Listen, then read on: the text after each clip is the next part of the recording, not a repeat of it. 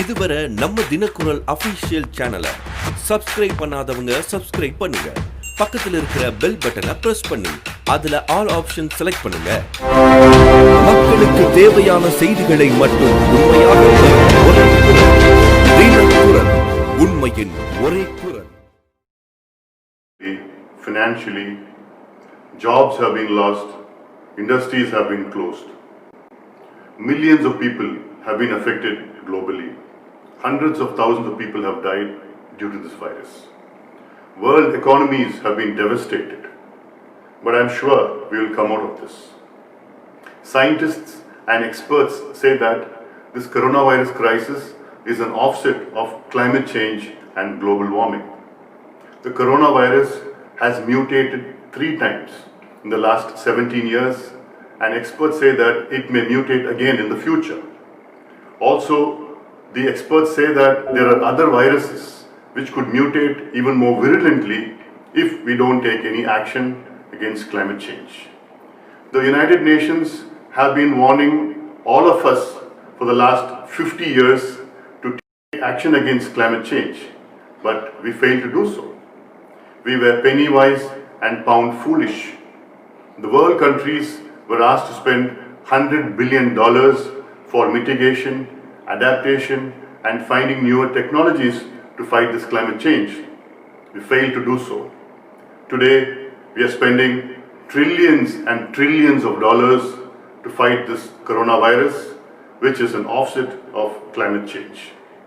Our Mother Earth has given us a warning through this coronavirus. We should heed this warning and take action against climate change. I have made a video on climate change, in fact even before this corona crisis. I kindly request you to see it, share it, and create an awareness against climate change. Thank you.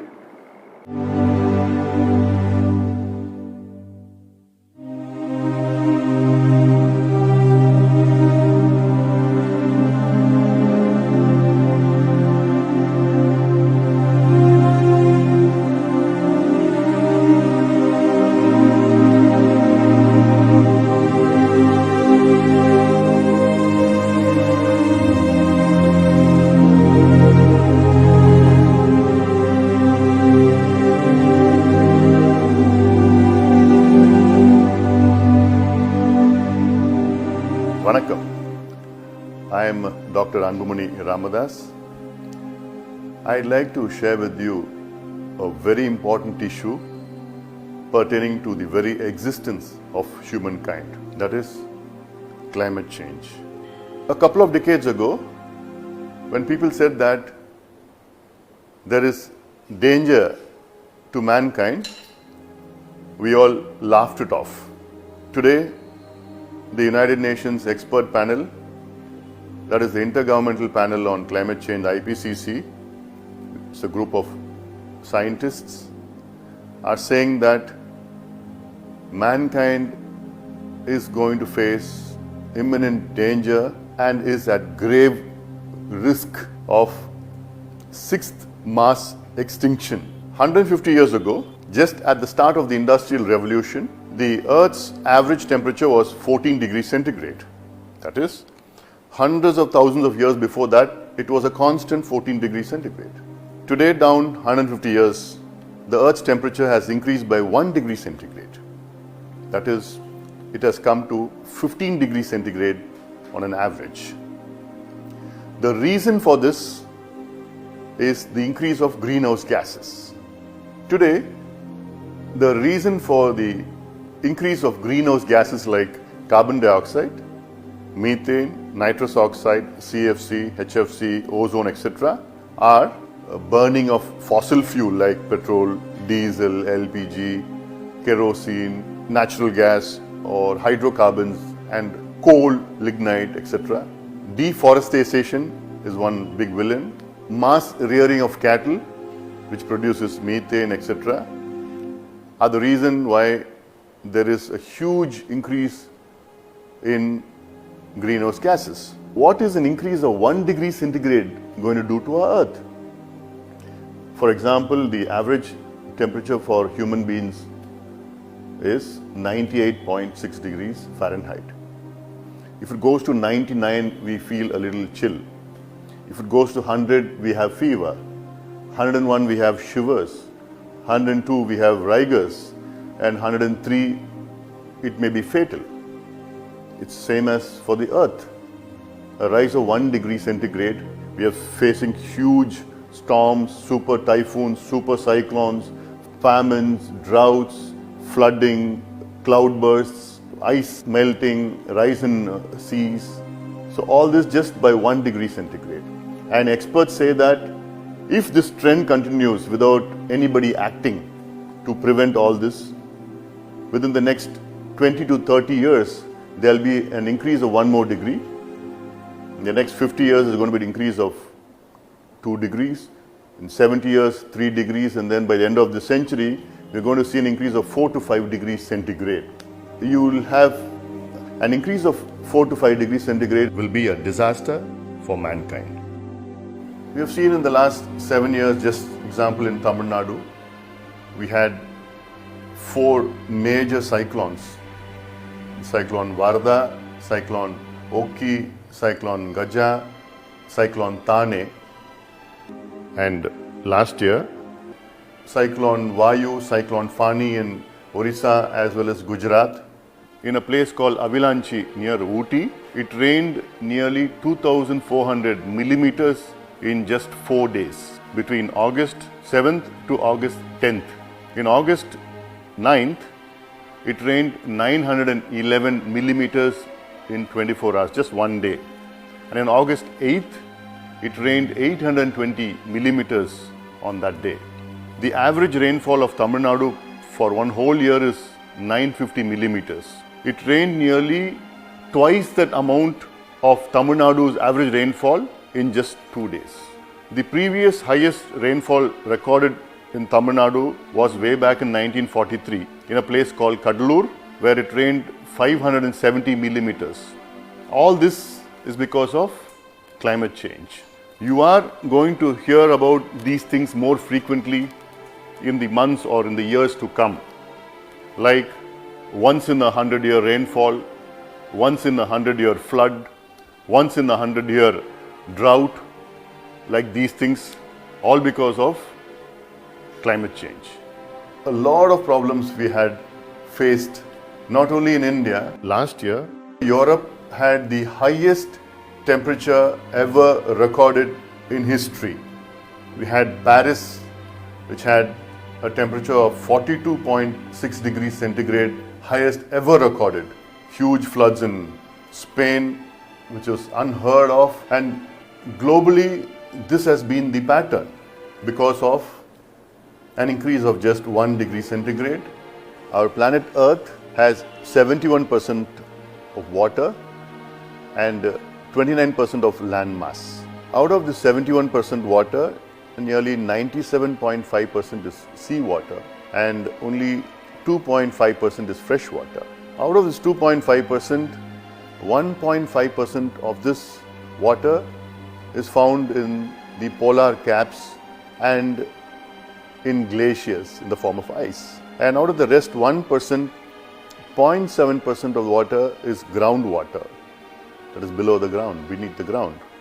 And only 0.3% of this water is surface water, which is in the form of lakes, rivers and ponds. And due to climate change, even this amount of fresh water is going to be non-existent in the coming decades. We all know that 50% of the oxygen which we are breathing is produced by the plants and trees and our forests. And the other 50% of the oxygen is produced by the phytoplanktons found in the sea. Because of the increase of the temperatures of the sea, which is detrimental to the phytoplanktons and also which causes acidification of the ocean, and due to this there is also bleaching of the corals. The production of oxygen itself is at stake. Because of global warming, the ice in the polar caps and the ice in the glaciers, permafrost in the northern hemisphere is melting. And not only this ice is melting, but also it is releasing billions of tons of carbon entrapped within it. And because of this increase in the melting of ice, the sea level is rising. Already scientists are saying that within the next 30 to 50 years, coastal cities like Chennai, Mumbai, Cochin in India, and other cities like New York, London are going to face the wrath and will nearly be submerged. They say within the next 30 to 40 years, a lot of low-lying islands will disappear from the face of Earth. Because of climate change, we are going to see a lot of newer diseases, and because of these diseases, there's going to be a lot of economic problems for all the governments in the world. There's going to be a huge problem in agriculture, whereas agricultural output is going to decrease, shortage of food, there's going to be malnutrition, which leads to newer diseases and complications.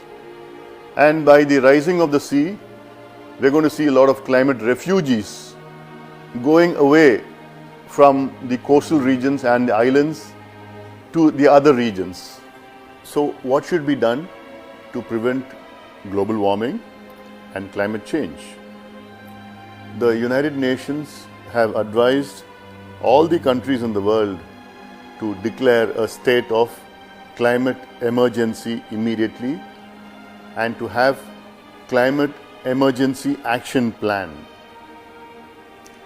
The Paris Climate Declaration in 2015, where 196 countries of the world participated in, have agreed that all the countries will work towards reducing the use of fossil fuel by 40% within 2030 and by 80% within 2050. Also, by way of climate emergency action plan, the governments of the world should have vibrant transport policies, effectively reduce the usage of fossil fuel, including coal, should plant a lot of trees and produce new forests, have new water management policies and programs, linking of rivers, give more priority to agriculture and irrigation projects, have vibrant waste disposal management plans, no burning of garbage, banning single-use plastics, good urban development policy and planning, reducing mass rearing of cattle for human consumption, etc., so that the greenhouse gases will be reduced, global warming will be reduced, whereby our future generations can have a clean and a green earth to live on. Giving priority to non-conventional energy like solar, wind, hydro energy, and priority to electric vehicles, whereby this electricity is produced by non-conventional energy rather than coal-based or fossil fuel-based. You could ask, what can I do? I am just an ordinary individual. What you can do is create an awareness on global warming and climate change amongst your friends, amongst your family, amongst your relatives. Have user groups discussing on climate change and global warming, which ultimately pressures the government into acting. All we want today is this to be a mass movement which will make the government to announce, to declare climate emergency immediately and to take climate emergency action. A 16-year-old girl called Greta Thunberg from Sweden went into front of the Swedish parliament to protest against climate change. Today she has become one of the global leaders against climate change, and when she addressed the United Nations, she dared all of us, saying that how dare you spoil my earth, how dare you spoil my future. I'm 16 years old, I have to go to school. I'm right now protesting to save my future. This is all wrong. I shouldn't be up here. I should be back in school on the other side of the ocean. Yet you all come to us young people for hope. How dare you? You have stolen my dreams and my childhood with your empty words, and yet I'm one of the lucky ones. People are suffering. People are dying. Entire ecosystems are collapsing. We are in the beginning of a mass extinction, and all you can talk about is money and fairy tales of eternal economic growth. How dare you? This generation has a huge opportunity to save mankind. It is only this generation which could act to save the future generations.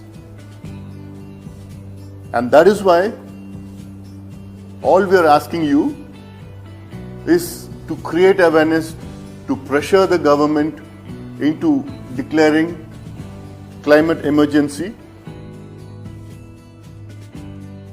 Dr. Anbumani Ramadas. I'd like to bring an important issue to notice of this House regarding not only India but the entire world, that is climate change. Sir, about 150 years before, the average temperature of the earth was 14 degrees centigrade. So today, after the Industrial Revolution, it has increased by 1.1 degrees. That is, it has come to 15.1 degrees centigrade. So this 1 degree increase of temperature itself is causing huge global natural calamities. And it's time that we all took action against that, sir. So taking India this year, we had the Bombay deluge floods, and then 4 cyclones in the Arabian Sea this season, which is earlier it has not been happening. And we had a cyclone during the summer in Orissa this year. So this year in Ooty, near Ooty, a place called Avilanchi in Tamil Nadu, we had rainfall of 911 millimeters in one day. That is the highest recorded ever in Tamil Nadu, whereas the entire state's average rainfall for one whole year is only 950 millimeters. This year, sir, we had the warmest temperatures happening in Europe, and we have huge forest fires. So the climate change is because of burning of fossil fuel and of course a coal-based thermal plants, pollution, vehicles and so on. And the reason why this increase of temperature is because of greenhouse gases like carbon dioxide, nitrous oxide, methane, CFC, HFC, ozone and so on. So India is one of the signatories to the United Nations Framework Convention on Climate Change, Paris Declaration in 2015. And I indulge the government to immediately declare a state of climate emergency and take action on action plan for climate emergency, sir. It is our responsibility, and rather than blaming for historic emissions the Western world, which is the reason for the climate change, but we have to take action like reduction of fossil fuel, reduction of coal-based thermal plants, increase of non-conventional energy like solar, wind and hydro, afforestation, and increase of public transit systems. It should be given priority. And reduction of rearing of cattle for human consumption, which is the cause of methane. And of course, urban planning issues. These should be prioritized by the government. And in fact, 5 countries in the world have declared climate emergencies, sir. And lots of cities all across the world have declared climate emergencies. So it is right time that the government of India declares a state of climate emergency and take emergency action against this climate change, so that not only India is saved, but the entire world is saved. Thank you very much. Whether you are in a college or a university or an organization, a company or an NGO, all of you immediately declare climate emergency in your own organizations, whereby pressurizing the government to act immediately so that our only planet, Earth, could be saved. Let us all join together to save our beautiful Earth. Thank you. இந்த video உங்களுக்கு பிடிச்சிருந்தா like பண்ணுங்க, உங்க சர்க்கிள்ல share பண்ணுங்க. மறக்காம நம்ம Thinakkural official சேனலை subscribe பண்ணிட்டு பெல் பட்டன்ல ஆல் ஆப்ஷனை